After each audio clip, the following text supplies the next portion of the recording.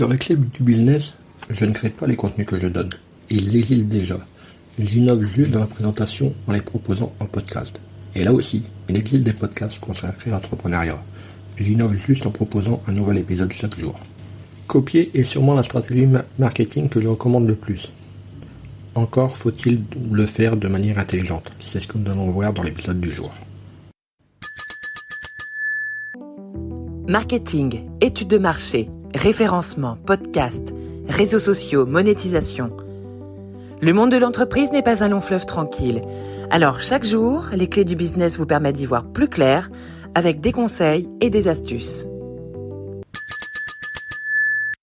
Pierre Kosciusko-Morizet, qui a cofondé Price Minister, Max Simoncini, qui fut à l'origine de Mythic, Dan Sarfati, le PDG de Viadeo, ces entrepreneurs emblématiques ont calqué leur start-up à succès sur un modèle américain. Alf pour le premier, Match et LinkedIn pour les deux autres. Outre-Atlantique, on appelle copycats ces déclinaisons de concepts existants.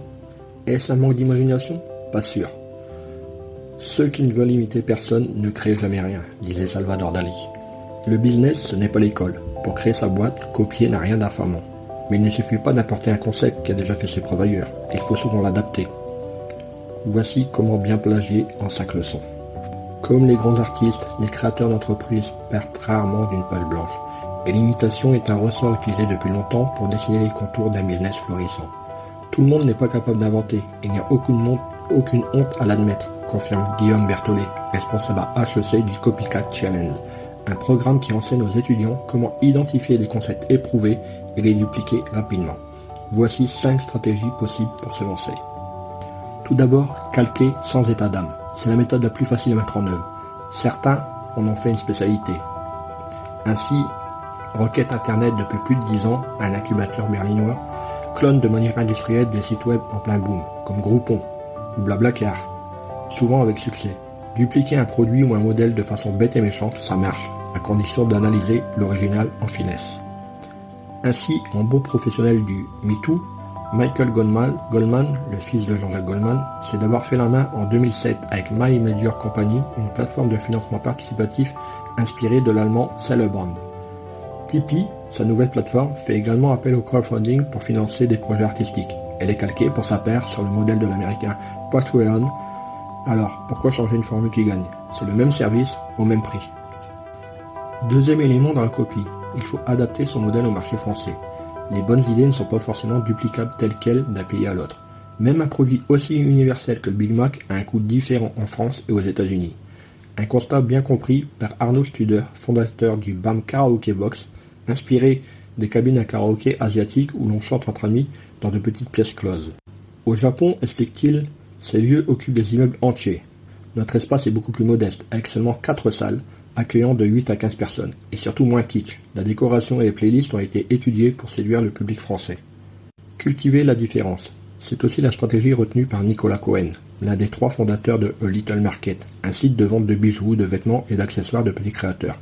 Face au positionnement global d'Etsy, sa référence américaine, il a misé sur une plateforme ne proposant que des produits hexagonaux afin de coller au goût des Français pour le local.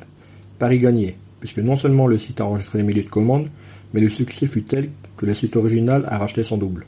Si nous n'avions été qu'une pâle copie, il n'aurait jamais fait celui d'entrepreneur. Gage de reconnaissance supplémentaire, la maison mère lui a ensuite confié le lancement de la plateforme en Italie. Autre manière de copier une idée, la transposer dans un autre secteur. Tous les créateurs ambitionnent de devenir l'Airbnb de leur domaine. Il y a des équivalents autoprogrammés de la start-up californienne pour les bureaux, les boutiques, les vélos et même les piscines. Click and Bot est un site de location de bateaux, mais avec le profil des utilisateurs, un CV nautique servant à évaluer les compétences en navigation.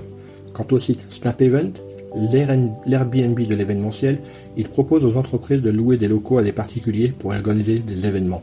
Le service est complété ensuite par une offre de traiteur, de bar, d'animation musicale, etc. On peut aussi décliner un concept sur différentes niches. Birchbox, lancé en 2010 aux États-Unis, a connu un succès immédiat. L'idée, proposer chaque mois contre un abonnement une boîte surprise contenant des échantillons de cosmétiques. Elle a été depuis largement copiée dans le monde entier. En France, on recense plus de 200 box différentes, des coffrets contenant des livres pour enfants, des bouteilles de vin, des bijoux de créateurs et même de la lingerie. Mieux vaut adapter ce type d'activité tendance à une niche pour ne pas se faire écraser par l'original, une stratégie qui porte ses fruits. On peut également importer une nouvelle manière de vendre. C'est ce que Nicolas Guenier a fait en s'inspirant de l'américain Dollar Shave Club. Il a créé le site Big Moustache qui propose un abonnement mensuel permettant de recevoir des lames de rasoir à domicile. Pour ringardiser Gillette et changer les habitudes des Français, il a coulé sa communication dans un moule identique à l'original en adoptant le même ton décalé et des vidéos humoristiques. Mais que dit la loi? Jusqu'où peut-on copier sans tricher? Il est légal de s'inspirer d'un modèle existant, car une idée ou un concept ne peuvent pas être protégés. Mais la matérialisation de l'idée, texte du site par exemple, plaquette de présentation, est protégée par le droit d'auteur. Évitez donc de reprendre mot pour mot les textes d'un autre. Et n'oubliez pas qu'imiter le logo et la dénomination d'une marque s'apparente à de la contrefaçon.